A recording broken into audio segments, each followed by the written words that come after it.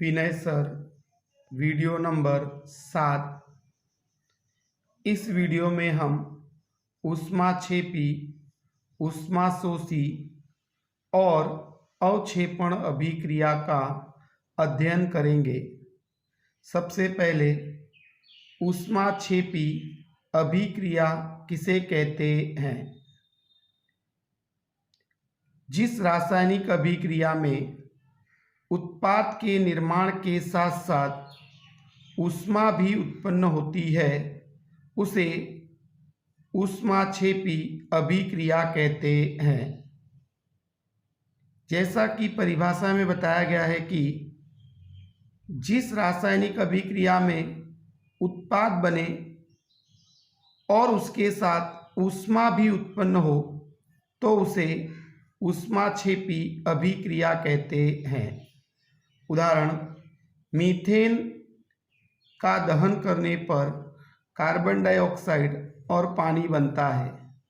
इस अभिक्रिया में ऊष्मा अर्थात ऊर्जा उत्पन्न होती है, इसलिए इसे ऊष्माक्षेपी अभिक्रिया कहते हैं।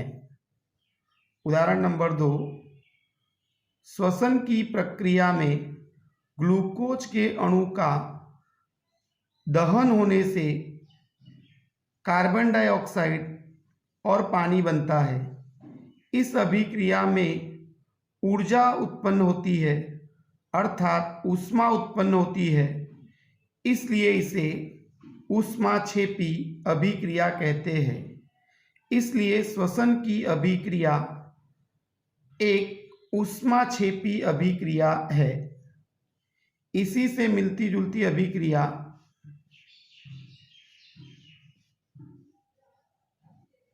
ऊष्माशोषी अभिक्रिया।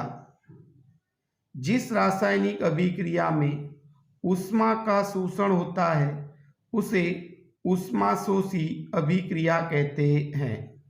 उदाहरण, कैल्शियम कार्बोनेट को गर्म करने पर उसका विघटन होता है और कैल्शियम ऑक्साइड और कार्बन डाइऑक्साइड बनता है। इस अभिक्रिया में कैल्शियम कार्बोनेट को गर्म जब करते हैं तो वो ऊष्मा का शोषण करता है जिससे उसका विघटन होता है।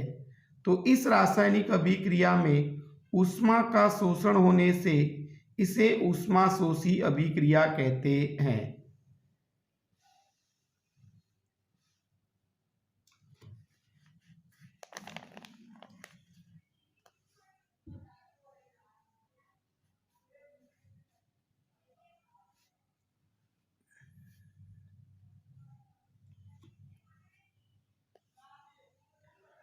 अवक्षेपण अभिक्रिया। जिस रासायनिक अभिक्रिया में उत्पाद अविलेय स्वरूप में अर्थात अघुलनशील स्वरूप में प्राप्त होता है उसे अवक्षेपण अभिक्रिया कहते हैं। अवक्षेपण अभिक्रिया में उत्पाद अविलेय स्वरूप में अर्थात विलयन में घुला नहीं होता है, ठोस स्वरूप में मिलता है, इसलिए इसे अवक्षेपण अभिक्रिया कहते हैं। जैसा कि उदाहरण, सोडियम सल्फेट के विलयन में बेरियम क्लोराइड का विलयन मिलाने पर बेरियम सल्फेट बनता है और सोडियम क्लोराइड बनता है। इस अभिक्रिया में बेरियम सल्फेट अघुलनशील पदार्थ के रूप में मिलता है अर्थात विलयन में घुलता नहीं है, ठोस स्वरूप में मिलता है, इसलिए इसे अवक्षेप कहते हैं और इस अभिक्रिया को अवक्षेपण अभिक्रिया कहते हैं। Thank you.